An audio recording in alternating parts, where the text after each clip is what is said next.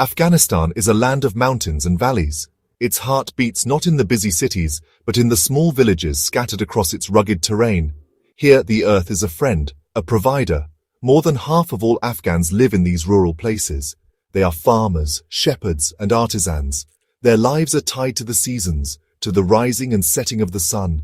The mountains stand like ancient guardians, watching over the small communities below. The rivers flow like veins, bringing life to the thirsty soil. This is where the true story of Afghanistan is written, day by day, generation after generation. It is a story of survival, of community, and of a deep love for the land that holds the bones of our ancestors. The villages themselves seem to grow from the earth. They are often nestled in green valleys or perched on hillsides, close to a source of water. Houses are built from what the land provides: mud, straw, and stone. These are called qalas, fortress-like compounds with high walls that enclose a central courtyard. The walls keep the homes cool in the blistering summer heat and warm during the freezing winters. Inside the courtyard, families live together. Several generations might share one compound. Grandparents, parents, and children all under one roof. This closeness is the foundation of village life, a circle of protection and support that no outside force can easily break. Community bonds are the threads that hold the village together. Everyone knows everyone. A neighbor's joy is your joy. Their sorrow is your sorrow.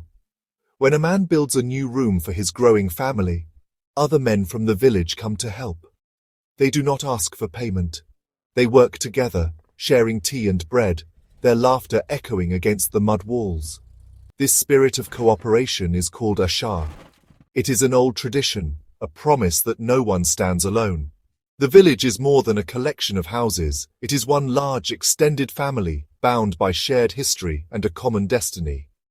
Hospitality, or melmastia, is a sacred duty in these villages. A guest is considered a gift from God, regardless of who they are. Even a stranger passing through will be welcomed with open arms. The best food is brought out, the most comfortable space is offered. A host will protect their guest with their own life if necessary. I remember stories from my grandfather about travelers who arrived with nothing but the clothes on their backs. They were given shelter, food and clothes without a single question asked. This tradition is the soul of our culture. It shows a deep respect for humanity, a belief that we are all connected in this journey of life. Daily life in an Afghan village follows the rhythm of the sun. For a man, the day begins with morning prayers at the village mosque.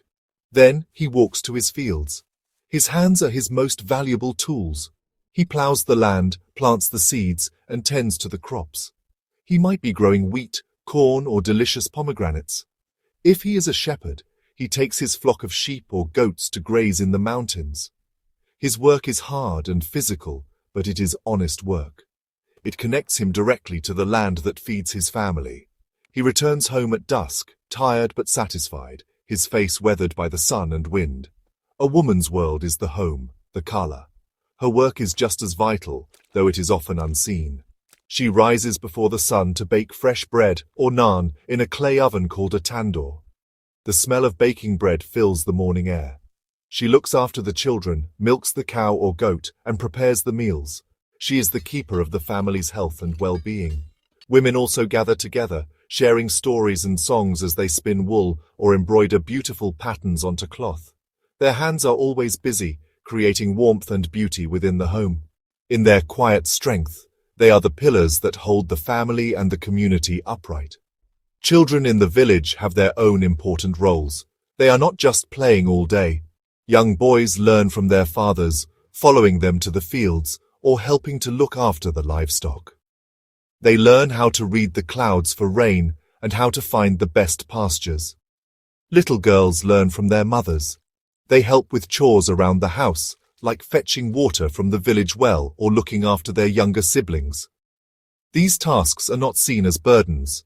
They are lessons in responsibility and cooperation. Through this work, children learn their place in the family and the community, preparing for the day they will take on the roles of their parents. Social gatherings are simple but meaningful. In the evenings, after the work is done, men often gather at the village tea house or chaikhana. They sit on cushions, sipping green tea from small glasses. They talk about the weather, the crops, and news from other villages. They share stories and jokes, their voices a low murmur under the starry sky. Women visit each other in their homes, sharing news and advice. These moments of connection are essential. They strengthen the bonds of friendship and community. They remind everyone that they are part of something larger than themselves, a shared life woven together with threads of conversation and cups of tea. A wedding in an Afghan village is not just a union of two people. It is the joining of two families, two clans. Marriages are often arranged by the parents who seek a good match for their son or daughter. The process begins with a proposal, where the groom's family visits the bride's family with gifts. If the proposal is accepted, the engagement is announced. This period can last for months or even years. It is a time for the two families to get to know each other and prepare for the big celebration. The entire village shares in the excitement, watching as two of its own prepare to start a new life together. The wedding celebration itself is a vibrant affair that can last for several days. The night before the main ceremony is the Kenna party, or henna night. The bride's hands and feet are decorated with intricate patterns of henna paste. It is a joyful, women-only event filled with music, dancing, and laughter. The songs are old, passed down from mothers to daughters. They sing of love, of leaving home, and of the new life to come. The air is thick with the scent of henna and sweets. It is a beautiful ritual, a final night for the bride as a single woman, surrounded by the love and support of her female relatives and friends. The wedding day is a feast for the entire village. Tents are set up, and large pots of food are cooked over open fires. The aroma of pulao, a fragrant rice dish with meat and carrots, fills the air. Musicians play the dhol and rubab, traditional instruments that make everyone want to dance. The groom, dressed in his finest clothes, arrives with his family in a procession. The bride, veiled and radiant in a colorful dress, waits for him. When they finally sit together, it is a moment of quiet significance. The whole village bears witness to their union, offering blessings and prayers for their future. The celebrations are a display of community spirit. Everyone contributes something. One family might provide the rice, another the sheep for the feast. The young men help set up the tents, and the women work together to prepare the food. It is a collective effort, a demonstration of Ashar on a grand scale.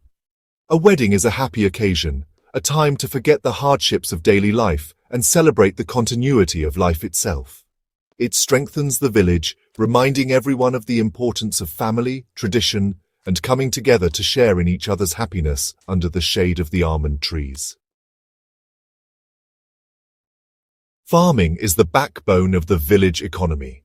The lives of the villagers are governed by the cycles of planting and harvesting. In the spring, the fields turn green with new life. In the summer, the sun ripens the wheat and fruit. The autumn harvest is a time of hard work and abundance. Families work together to gather the crops that will sustain them through the long winter. Livestock such as sheep, goats, and cows are also crucial.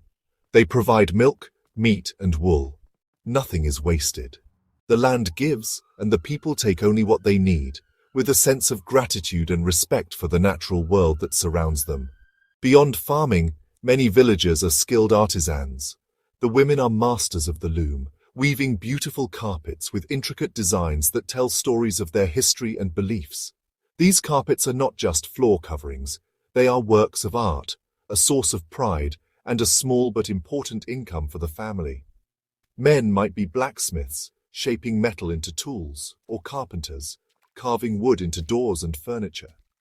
These crafts are passed down from father to son, from mother to daughter.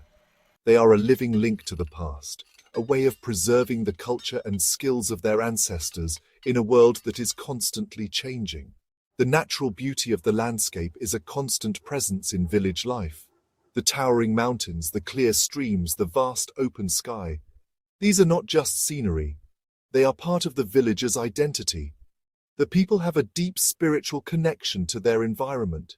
They know the names of the mountains and the secrets of the valleys. They understand the language of the birds and the patterns of the stars. This connection to nature gives them a sense of peace and resilience.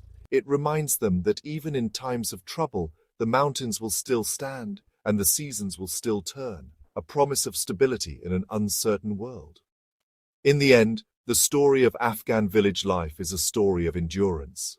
It is about the strength of family, the importance of community, and the unbreakable bond between the people and their land. Traditions are the roots that anchor them, giving them strength and a sense of who they are.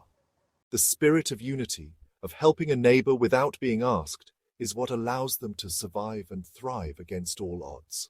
Their lives may seem simple to an outsider, but they are rich with meaning, culture, and a profound sense of belonging. The heart of Afghanistan beats strong in these sun-kissed villages, a quiet but powerful rhythm of life and